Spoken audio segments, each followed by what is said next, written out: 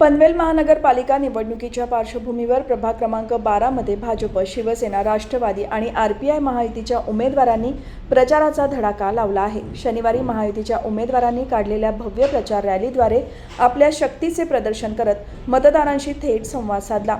या रॅलीमध्ये प्रभाग 12 मधील महायुतीचे अधिकृत उमेदवार प्रभाकर कांबळे, विद्या प्रकाश तामखेडे, कुसुम रवींद्र म्हात्रे आणि दिलीप बाळाराम पाटील यांनी सहभाग घेऊन मतदारांना कमळ निशाणी समोरील बटन दाबून विजयी करण्याचे आवाहन केले।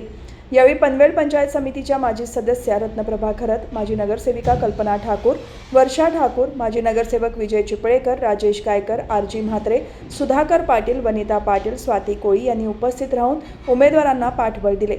रॅली दरम्यान महायुतीच्या कार्यकर्त्यांनी दिलेल्या घोषणांनी संपूर्ण परिसर दणाणून गेला होता। ठिकठिकाणी मतदारांनी उमेदवारांचे स्वागत केले असून या रॅलीमुळे प्रभाग 12 मध्ये महायुतीचे वातावरण अधिकच सुदृढ झाल्याचे पाहायला मिळत आहे। भाजप आणि मित्रपक्षांच्या कार्यकर्त्यांनी घरोघरी जाऊन मतदारांशी संवाद साधण्यावर भर दिला असून विकासाच्या मुद्द्यावर महायुतीला विजय मिळेल असा विश्वास यावेळी पदाधिकाऱ्यांनी व्यक्त केला।